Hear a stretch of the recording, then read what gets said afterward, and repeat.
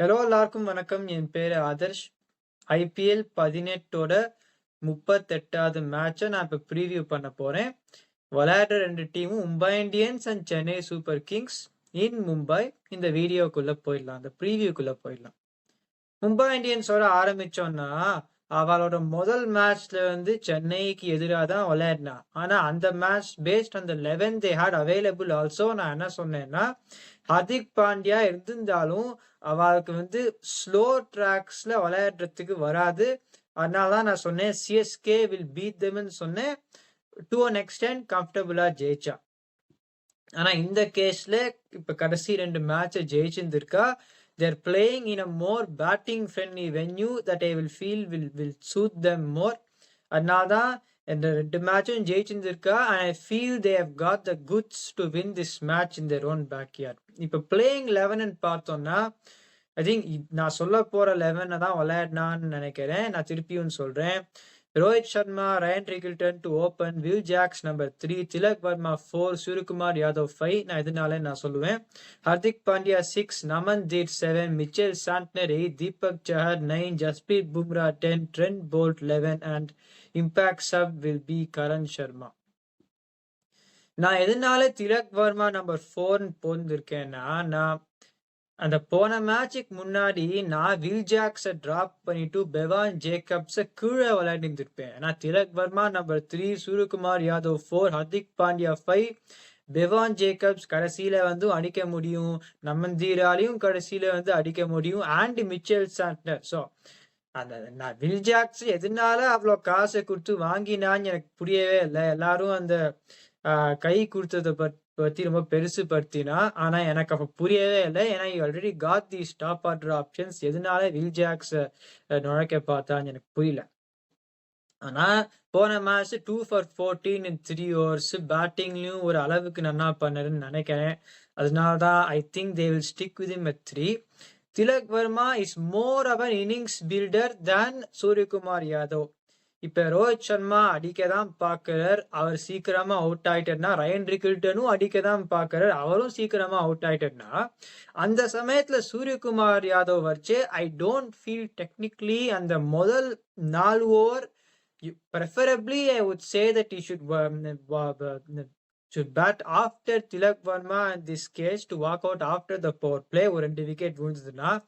ஆனா அந்த 4 ஓவர் நான் ஸ்ரேயஸ் ஐயருக்குன்னு சொன்ன மாதிரி I don't feel when the ball is moving around he's got the technical soundness to weather it. ஆனா Tilak Verma is technically sound. அவரால 2 ரோலும் விளையாட முடியும், இன்னிங்ஸையும் பில்ட் பண்ண முடியும், அப்புறமா அடிக்கவும் முடியும். அதனாலதான் அவரை நம்பர் 4 இறக்கிட்டு சூரியகுமார் யாதவ் பின்னாடி வச்சுப்பேன் நம்பர் 5. ஏன்னா அவர் இந்தியாவுக்கு T20ல டெபியூ பண்றச்சேவே நம்பர் 5ல தான் விளையாடினார். So he still got that ability also. Number 5 Hardik Pandya, number 6 Naman Dhir 7னா ஒரு போட்டன்ட் ஃபினிஷிங் காம்பினேஷனா ஆயிடும். அதாவது இறங்கின ஒன்னே அடிக்கிற மாதிரி ஒரு பிளேயர்னா திலக் வர்மா அப்படி பண்ணலாம். But is going outside is comfort zone. நான் Suryakumar Yadav can do that better than Tilak வர்மாங்கிறதுனால அவரை நம்பர் 5ல விளையாடிட்டு திலக் வர்மா 4ல விளையாடிடுவேன். கரண் சர்மா வந்து இந்த டெல்லி கேபிட்டல்ஸ் கிட்ட 3 விக்கெட் எடுத்தார். அதாவது wrist spinners do not go too well at this venue. ஆனா I think they will look to get him in anyway. ஆனா ஃபாஸ்ட் போலர்ல 4 ஃபாஸ்ட் போலர் இருக்கா.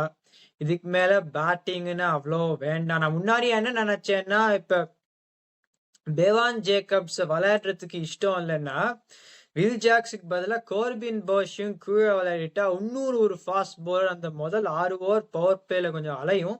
அதனாலதான் அவர் வந்து அந்த சமயத்துலயும் போடலாம், கடைசியில வந்து அடிக்கலாம்னு நினைச்சேன். ஸோ பெவான் ஜேக்கப்ஸ் விளையாண்டிருக்கலாம், இல்லைன்னா கோர்பின் போஷும் விளையாண்டிருக்கலாம். ஆனா போன மேட்ச் வில் ஜாக்ஸ் வந்து நல்லா பண்ணதுனால ஐ don't think they will drop him. So I got him at number 3. இதுக்கு மேல இந்த டீமை பத்தி ஒன்றும் சொல்றதுக்கு இல்லை. ஒரு லோடட் டீம். அது வந்து 7 மேட்ச் ஆயிருக்குன்னு நினைக்கிறேன். இப்ப 1-3 லாஸ்ட் 4 சம் ரெஸ்பெக்டபிலிட்டி. ஆனா 1 லாஸ்ட் 4 நான் வந்து இந்த டீமை பார்த்துட்டு எதிரே பார்க்கல. அந்த strategies I expected to be better. இன்னும் தப்பு பண்ணிடுவாளோன்னு கொஞ்சம் எனக்கு இருக்கு. ஏன்னா இந்த மாதிரி ஒரு ஸ்குவாடை வச்சுட்டு திருப்பி குவாலிஃபை பண்ணலாம். போன வருஷம் ஆக்ஷன் நல்லா தான் பண்ணா. ஆனா other things also interfere to make sure they didn't qualify. இந்த வருஷத்துல இப்ப 2 மேட்ச் ஜெயிச்சிருந்திருக்கா. I think they're favourites to win this match. I hope that they can. அதான் எனக்கு சிஎஸ்கே தான் ஜெயிக்கணும்னு ஆசையா இருக்கு. ஆனா எனக்கு ரெண்டுமே Mumbai Indians and CSK qualify ஆகணும்னு எனக்கு ஆசை. I wish Mumbai well in this match. இப்ப சிஎஸ்கே பத்தி பேசுறதுக்கு தான் இன்னும் கொஞ்சம் கூட விஷயம் இருக்கு. இன்னைக்கு டியூவால் பிரேவிஸ் சைன் பண்ணியிருந்திருக்கா. நிறைய பேர் அதை பத்தி சந்தோஷம் பட்டுன்னு இருக்கா. அவர் நல்ல ஃபார்ம்ல இருந்திருக்காரு. இப்ப நான் போன மேட்சுக்கு அப்புறமா ஒரு 11 நான் கொடுத்தேன். அதுல 4 ஓவர்சீஸ் பிளேயர் வந்து ரச்சின் ரவீந்திரா, சாம் கரன் நம்பர் 3. ஏன்னா அவர் வந்து தேவைப்பட்டதுன்னா பவர் பிளேயும் ஒரு 2 ஓவர் போடலாம். Compared to the rest of the batsmen he can play a double role. ஆரம்பத்துல ஈ கேன் ப்ரெஷர் அப்சர்வ் பண்ணலாம். பவர் கிடையாது, ஆனா கடைசியில டப்பு டிப்புன்னு அடிக்கலாம். அப்புறம் பத்திரானா கொஞ்சம் சீக்கிரமா கொண்டு வரணும். ஆனா அவரை கொண்டு வர மாட்டான்னு தெரியும். அவரை டிராப் பண்ணவும் மாட்டான்னு தெரியும். அவரை வந்து 3வது ஓவர்சீஸ் பிளேயரை விளையாடிட்டு நூர் அஹமதை டிராப் பண்ண முடியாது. இப்ப டியூவால் பிரேவிஸ் வந்து இந்த காம்பினேஷன்ல எங்க நுழைக்க முடியும் அது வந்து பார்க்கணும். இப்ப 11-2 நான் என்ன சொன்னேன்னா, இப்ப ஆயுஷ் மத்ரேயும் சைன் பண்ணியிருந்திருக்கா. நான் என்ன சொன்னேன்னா, இப்ப அந்த கேஸ்ல 3 ஓவர்சீஸ் பிளேயரோ தான் விளையாடணும். ஏன்னா கலீல் அஹமத் இம்பாக்ட் சபா இருப்பார். இப்ப பத்திரானா வந்து இந்த 4 ஓவர் வரிசையா போடுறார், தொடர்ந்து போடுறார். அவர் அந்த 2 ஓவர் அது பிரயோஜனமே படாத ஓவர்ஸ். சாம் கரன் அந்த பவுலிங்கை ஏமாத்தி போட முடியுமா? ஆனா இருக்கிறதுலே டெத் பவுலிங்ல ரன்னுக்கு தான் போறது. அப்ப 3 ஓவர்சீஸ் பிளேயரை விளையாடிட்டு you're strengthening your batting by playing Ayush Mhatre and Shaik Rasheed. நான் அதுக்காக இப்படி சொல்றேன்னா, டியூவால் பிரேவிஸ் விளையாடணும்னா he has to play instead of either Sam Curran or Matheesha Pathirana. இது எப்படி பார்க்கணும்னா, what impact are they going to create with the பால்னு பார்க்கணும்.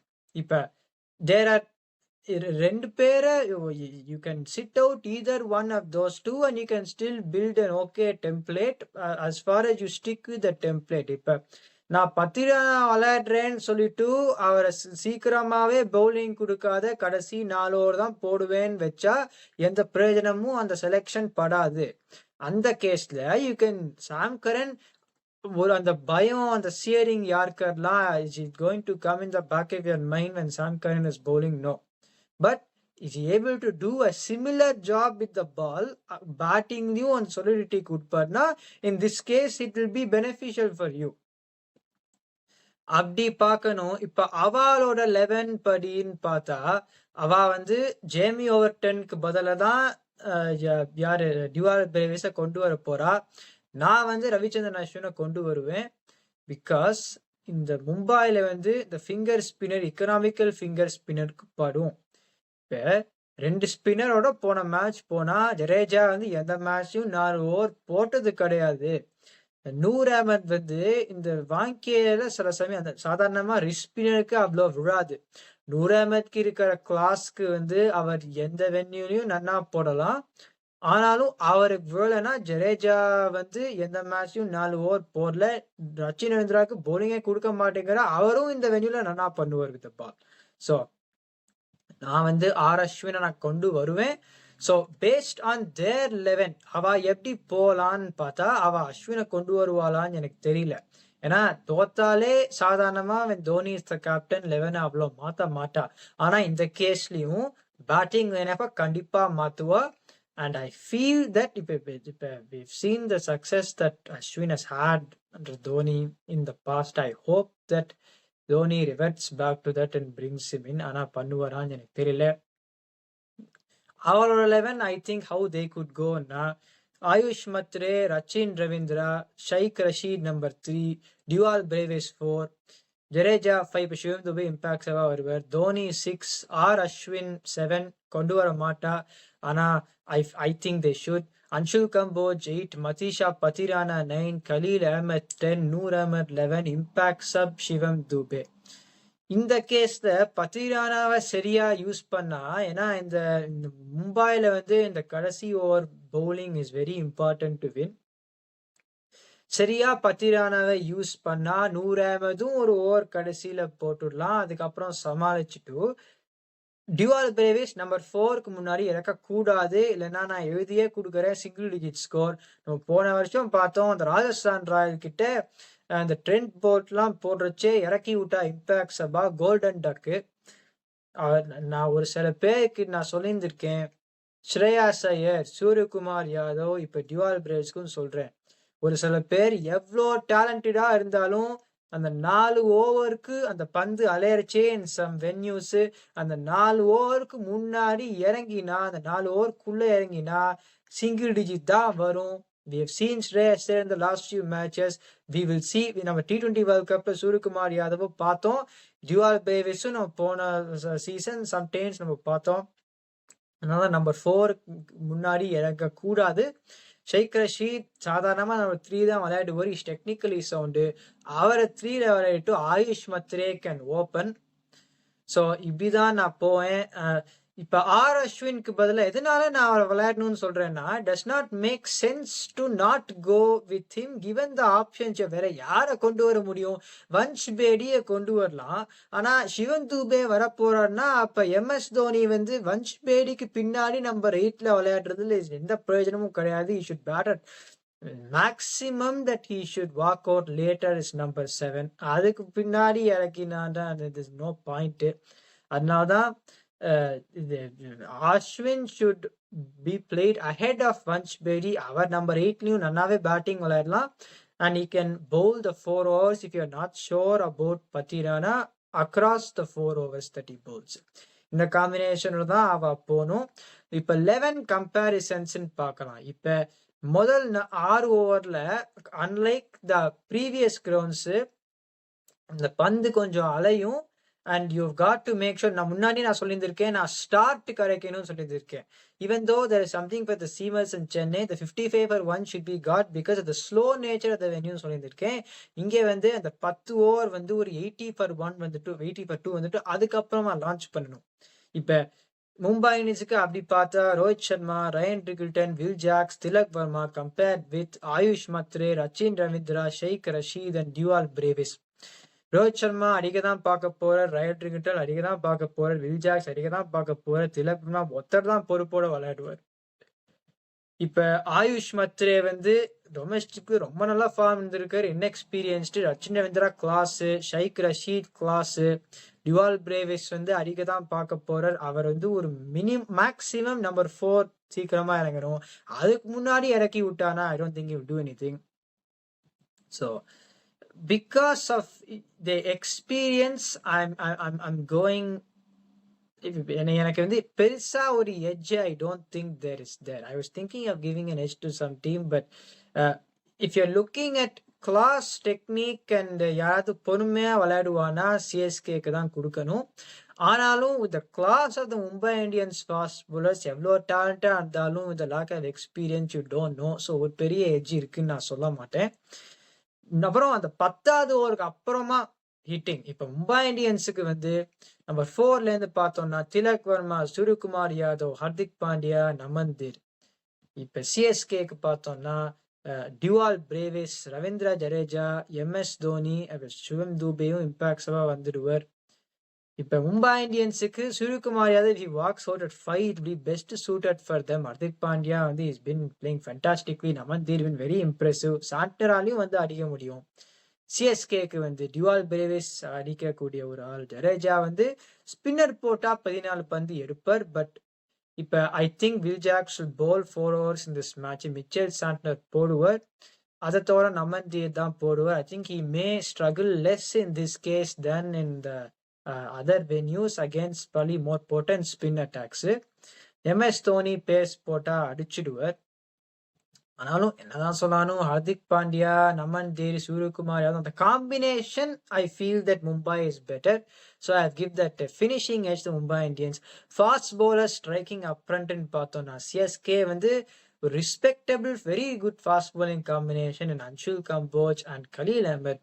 ஆனா மும்பை இந்தியன்ஸுக்கு வந்து இந்த ட்ரெண்ட் போல்ட், தீபக் சஹர், ஜஸ்வின். ட்ரெண்ட் போல்ட் வந்து விக்கெட் டேக்கிங் காலமுக்கு இந்த டோர்னமெண்ட்க்கு வரல. பும்ரா வந்து பழைய பும்ராவா வரல. ஆனாலும் இந்த எக்ஸ்பீரியன்ஸ் ஆஃப் தோஸ் 3 நான் அவாக்கு தான் குடுக்கணும். நான் CSK spin bowling combination best in the லீக்ன்னு நான் சொன்னேன்னா, Mumbai Indians striking up front is the best in the league.